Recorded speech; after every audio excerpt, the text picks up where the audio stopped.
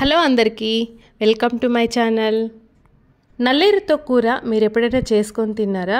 షుగర్తో బాధపడుతున్న వాళ్ళకి కానీ లేకపోతే డైజెషన్తో బాధపడితే వాళ్ళకి కానీ ఈ కూర అయితే చాలా బాగా పనిచేస్తుంది. ఆరోగ్యానికి కూడా చాలా మంచిది. దీన్ని రెగ్యులర్గా తీసుకోవడం వల్ల మోకాళ్ళ నొప్పులతో బాధపడుతున్న వాళ్ళకి కానీ లేకపోతే ఇంకా వేరే ఎముకలకు సంబంధించిన బాధపడుతున్న వాళ్ళకి కానీ చాలా బాగా పనిచేస్తుంది.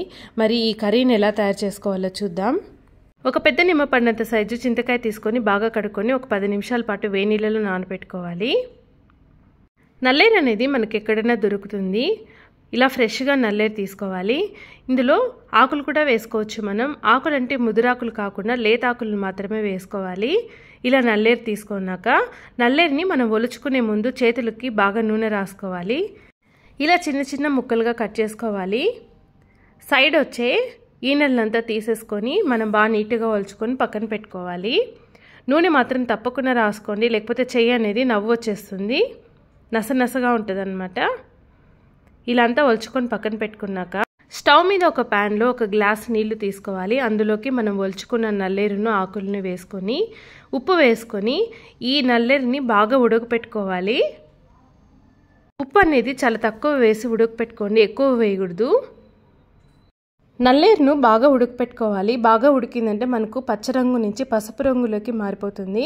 మనం చాక్తో కానీ ఫోర్క్తో కానీ గుచ్చినప్పుడు మనకు ఇలా చూడండి, ఇలా మెత్తగా దిగిపోవాలి. అంటే మనకు నల్లేరు అనేది బాగా ఉడికిపోయింది అని అర్థం.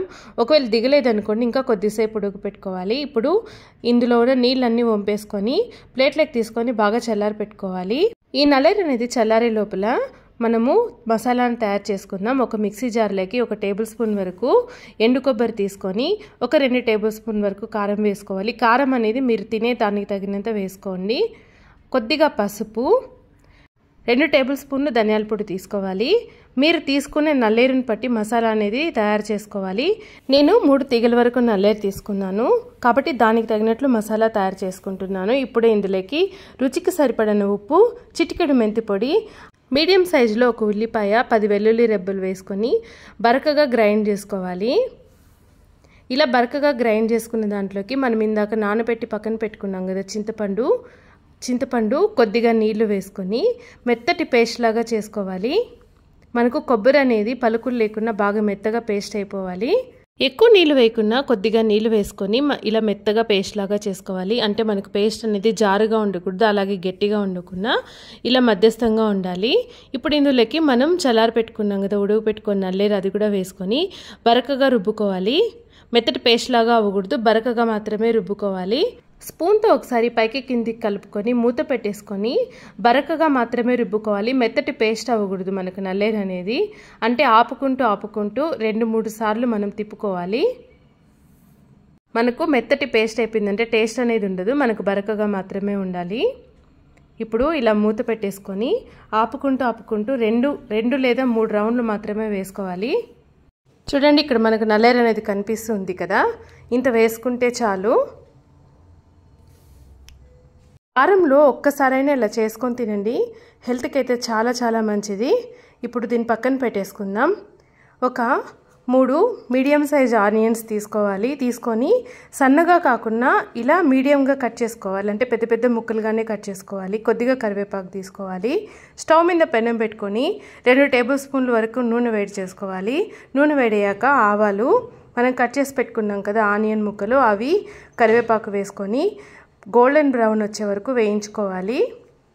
మనము ఆనియన్స్ని చిన్నగా కట్ చేసుకున్నామంటే మనకు టేస్ట్ అనేది ఉండదు, ఈ సైజులోనే ఉండాలన్నమాట ఆనియన్స్ అనేవి. మూత పెట్టేసుకొని ఒక 2 నిమిషాల వరకు మగ్గించుకోవాలి. 2 నిమిషాల తర్వాత మూత తెరిచి చూద్దాం. మనకు చూడండి ఆనియన్స్ అనేది కలర్ అనేది చేంజ్ అయిపోయింది కదా. ఇప్పుడు మనం తయారు చేసి పెట్టుకున్నాం కదా మసాలా పేస్టు, అది వేసుకోవాలి ఇందులోకి.